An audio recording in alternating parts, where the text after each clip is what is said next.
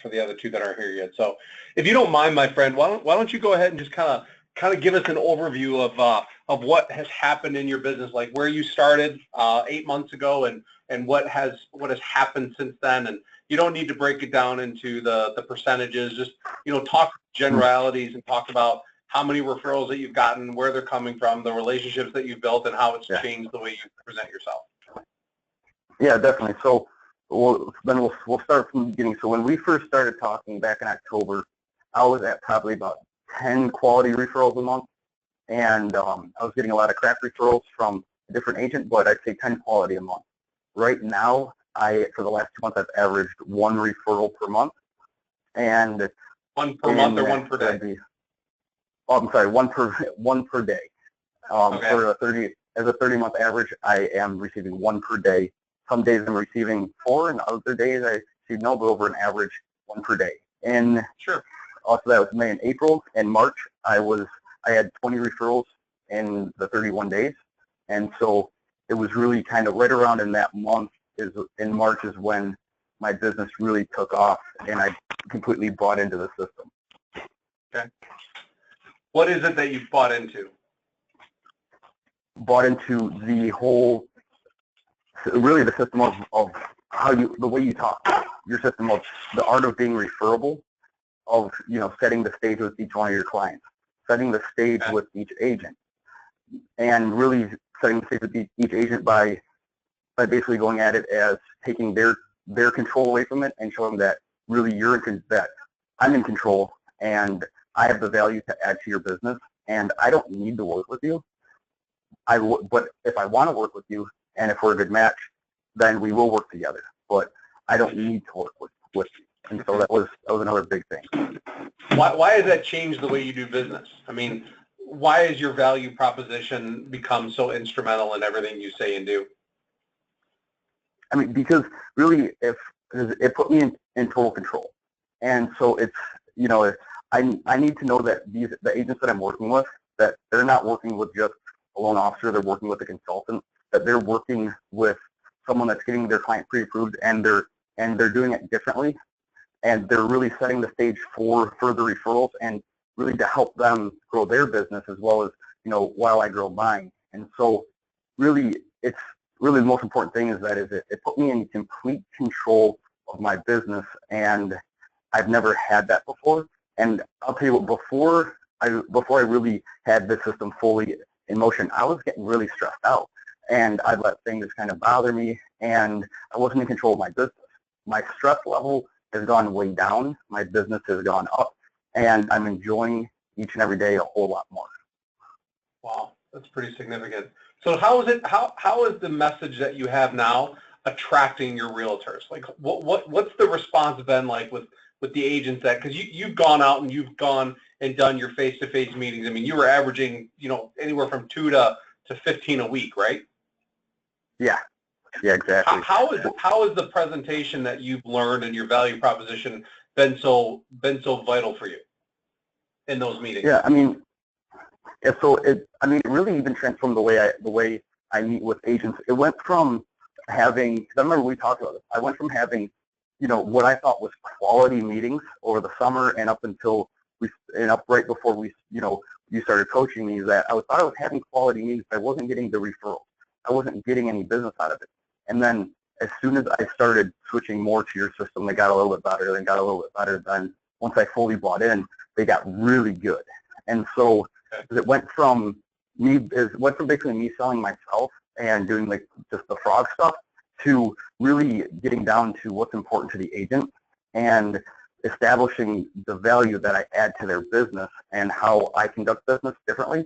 And so it allowed us to connect more and really differentiate myself from any other loan officer out there, because no one's doing it this way. Right. What do you mean by buy into it? You say that a lot. What does it mean to actually? What are you buying into, and what does that look like when you bought into it? Yeah. So at first I was kind of skeptical. I was like, okay, yeah, I mean, sure, this works. I don't know if I really feel comfortable with it, and so it's like kind of like a partial effort. And then when I say buy into it, it means that 100% never miss an opportunity to ask for referral, and 100 with every single client in my pipeline, you can call them, they know they're counting on me to send them business. And so by buying into it, I mean that every single agent that I talk to, they know I set the stage up front. Every single client that I talk to, I set the stage up front, that I never miss a moment. I never, every initial conversation or meeting I have with the client, I go through the same exact system. I go through the same exact routine. And by buying in is by never skipping it, never saying that you have 10 referrals, maybe one of them you don't do it to. You do all 10 out of 10. You're hitting it with that referability, setting the stage, saying I'm going to be asking for help. That is 100% buying in and really believing in the system. Right, right. So when you set the stage with, let's just say, your client, well, actually, no, let's not go down that path. Let's just say your realtors. When you sit down and set that stage with a realtor, how does that help you develop a better relationship with the agent? When you set the stage with them from the moment you meet them moving forward, how has the quality of relationships with your realtors changed since you bought into the system? Yeah, so really the quality of the relationships changed, and it really comes down to the quality of referrals that I've received. Because setting the stage, knowing that when an agent knows that, all right, every client that I talk to, in my CRM, their name goes next to that client name and who referred them. And each time I talk to this client, when I ask them, who do you know that's looking to buy or sell a house, that I'd love to help them out as well, every referral I get goes back to that agent. So they automatically kind of like have a little bit more respect. Like, okay, you're not just going to throw around leads. If you get referrals, they're going to go back to me. So they're already, they're happy about that. They don't ever hear that. And what really the big difference is why it has helped generate these great relationships is because most loan officers are in a position of need and not want, and they lean on these realtors day after day, and it's the same conversation. I have these programs. I can do this. I can do this. But it's never, what can I do for you to help you grow? And by showing that, hey, I'm going to help, this is what I'm going to do for you to help you grow, that's going to benefit the both of us. It just completely, like you said, a relationship amplifier. It amplifies the relationship. So how does your meeting go with a realtor? Kind of break it down for us. Give us an example of maybe a very condensed version of what your conversation with a realtor that you've never met with goes like when you first meet them face to face. Yeah. So typically, in the initial stage of it, before I even meet with them, kind of creep on them on Facebook a little bit to try and find common ground, and then I strike up a little conversation to break the ice about that common ground for a couple minutes, and then I go into, so are you typically a buyer's agent, seller's agent, who do you like to work with? And that way I put that in and I put it off to the side, because I love it when they say I'm a listing agent. So, because that's for further ammo later. But then I go to, all right, cool. So you say you typically work with buyers. What is your biggest challenge right now in your business? I ask them what their biggest challenge is. Then I ask them what they have done to overcome that challenge in the past, and then what they intend to do, starting we think now and into the future to overcome it, in a different way, because the past way wasn't as successful. So then after they talk about some things, it's usually always the same kind of stuff. And then I maybe throw out some ideas, and then I ask them, so, hey, Mr. Realtor, would you rather work with a lead or a referral? And they always say referral. So then I go into what makes you different, and before I let them answer, I tell them, say, hey, Mr. Realtor, before you answer that question, I want to let you know what all your competition is saying in the area. Here's these 5 or 4 things. What, besides those, what makes you different? And it stumps them every time, and it kind of gets them thinking, oh, man, this isn't the typical loan officer meeting. It really gets them thinking more. And then after I ask them that, I say, so you would rather work with a referral than a lead, like you just said, correct? And then I go into my conversation of how I set the stage with each one of my clients, how really I run my business, how it's a referral-based business, and get on the page with that. So now, after their mind's already kind of spinning, then I go into saying, okay, this is how I can help you get more referrals. Then, if they say they're a listing agent, I go into, so you say, you're always, you're primarily a listing agent. So that means you come across quite a few buyers too, because when people sell their house, they're typically buying out, so you still have the opportunity to send a referral. for a buyer, correct? And then they start thinking like, man, I've told the lender that I'm a listing agent, and they don't really know how to counter it. And so it's a pretty cool counter that you taught me, actually. And so really after that, we pretty much wrap it up, and then after that conversation, we just kind of BS about a few other things and kind of go on our way.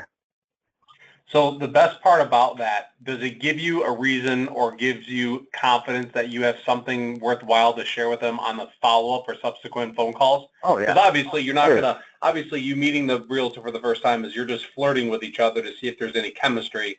And if there is chemistry, what do you say in the follow-up phone call? And a follow-up phone call is probably where most realtors start to develop a sense that you are different, because most loan officers don't follow up. And when you do, you're not calling them up asking them for a referral or a lead. You're calling them up going, well, I want to figure out how I could best amplify your relationships to help you earn another referral for your business.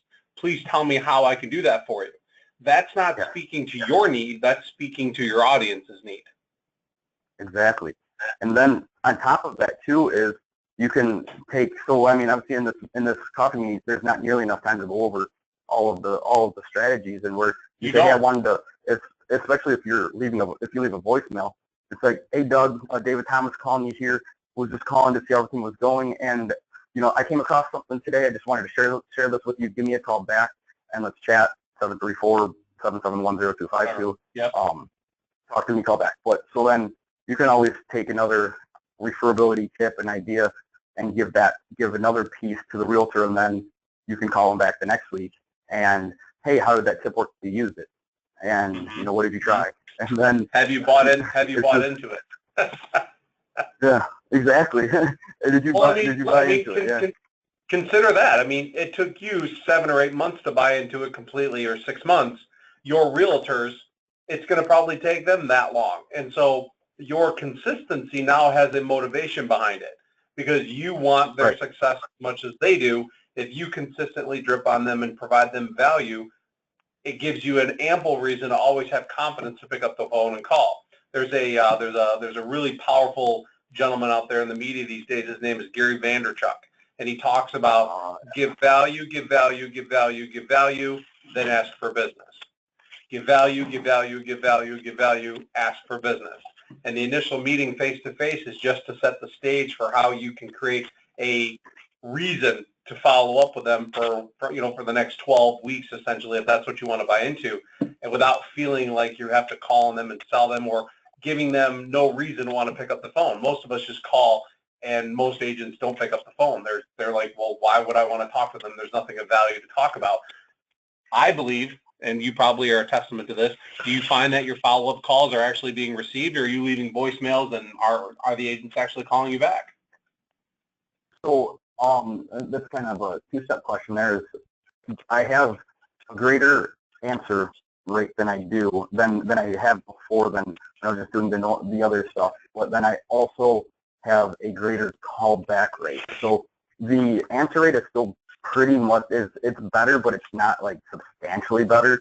But the callback ratio is substantially better. Wow, that's huge, huge. Fantastic.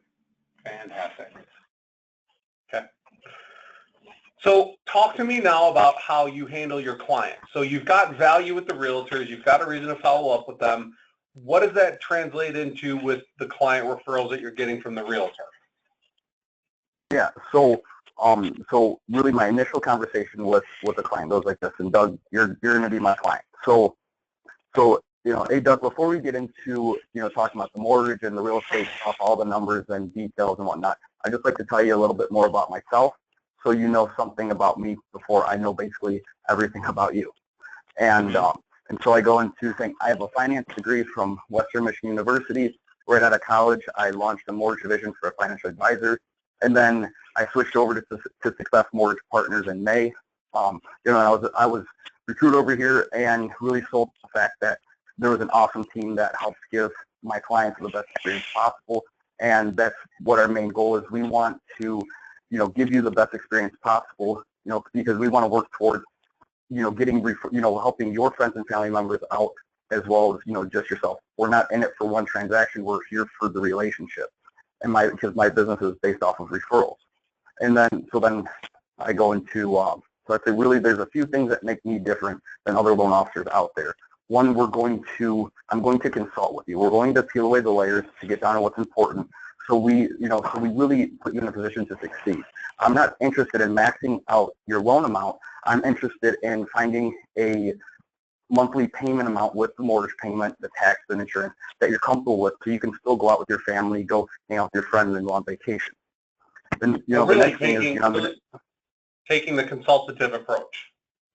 Yeah, exactly. So then after I those three things that you teach, because I do it every time, I say, so Doug, if I'm able to earn your trust and help you secure the mortgage on the purchase of your new home, I'm going to be asking you for help.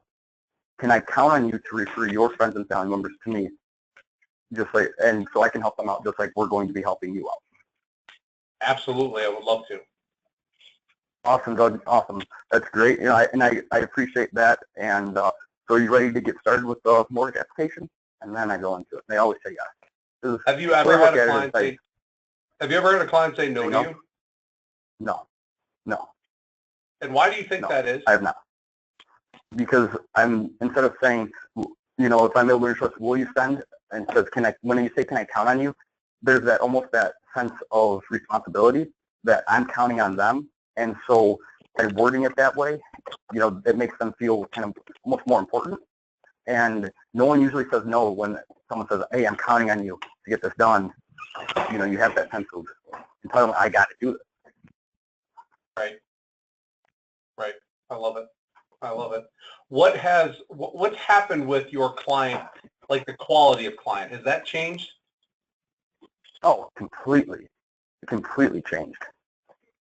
So what I was getting before, I was getting a ton of referrals that had crap credit scores, and they can't qualify, and I still get some. I don't get as many, and don't get me wrong, I still service them just like I would if they could qualify.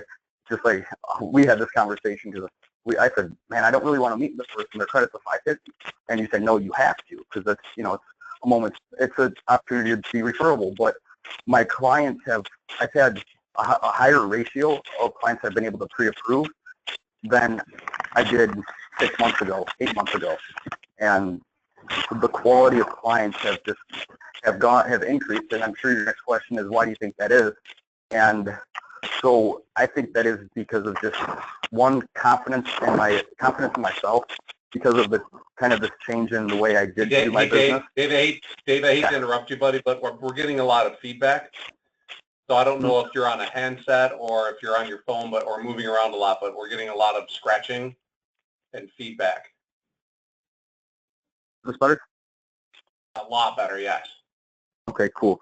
So with the quality of clients, I've gotten a ton better. The quality of clients have dramatically improved, and really I think that's because of the way that I'm conducting my business now. Is I'm more confident in myself and my ability. I know my value that I add to the clients and to my referral partners, and the agents that I work with that refer people to me, they know my system and how I work, and one, they know I'm going to get the job done and know I'm going to do it thoroughly, but the other thing is they know that there's that chance of getting more client referrals out of it, and no one else is doing it.